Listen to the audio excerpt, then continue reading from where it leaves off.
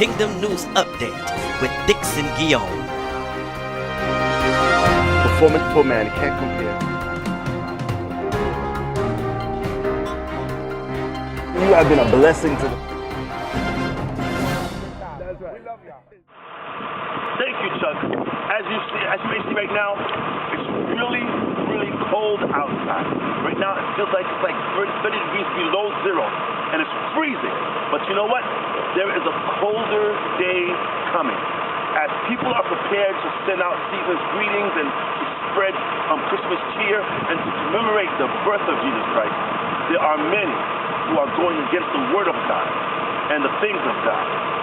Take a look at this. If you go out now, you will definitely see signs of the Christmas season.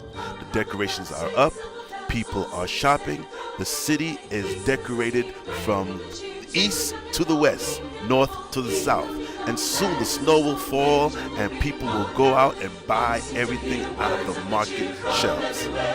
But while we indulge ourselves in the festivities of this world, there are people that are standing up and they will do whatever they can to take Christ out of Christmas and God out of this nation.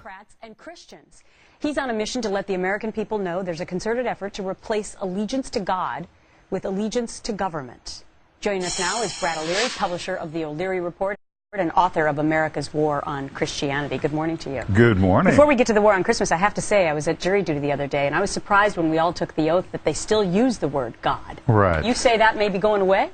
Easily. I mean, the war is to get rid of, not allow people to use the name Jesus or the name Christ. I mean, that's why we have this fight in Tulsa to drop the Christmas parade, make it the winter parade. Mm-hmm. In schools, we're talking about winter parties, not Christmas parties. And chaplains in the United States military are forbidden now to say Jesus Christ in any of their public prayers. So what got you inspired, you say, to write this book about the war on Christmas was something that President Obama said.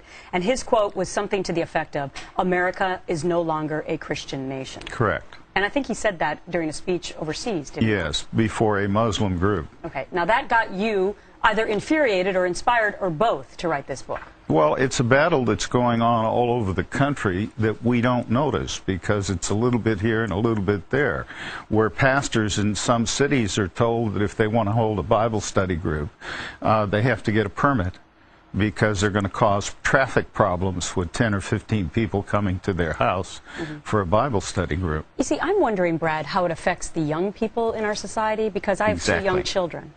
And for their holiday concerts at their schools, they were singing this song. We wish you a happy holiday, we wish you...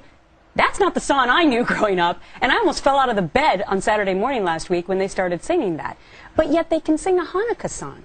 So why can't we say Christmas too? Well, atheists who are launching this big campaign this year against Christianity and against God believe that we're teaching children to be servants. We're making them servile by teaching them religion.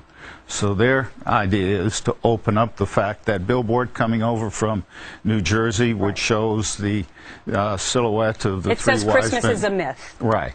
And they believe God is a myth. So it's ongoing with what they're trying to do. And yet a poll in 2009 found that 80% of Americans believe in a Jesus who lived and walked the earth. Yes, they believe he was a real person who lived and walked the earth. So you think that the major offense of saying the word Christmas is because Christ is within the word? Oh, correct. Because in the military, you cannot use the name Jesus Christ if you're a chaplain. And even in places like Virginia, the former Democratic governor said that in the chaplain corps for the police, you cannot say the word Jesus Christ. All right. The book is America's War on Christianity. The author is Brad O'Leary.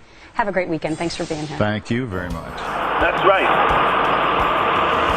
And if you think I'm joking, you are in for a big surprise.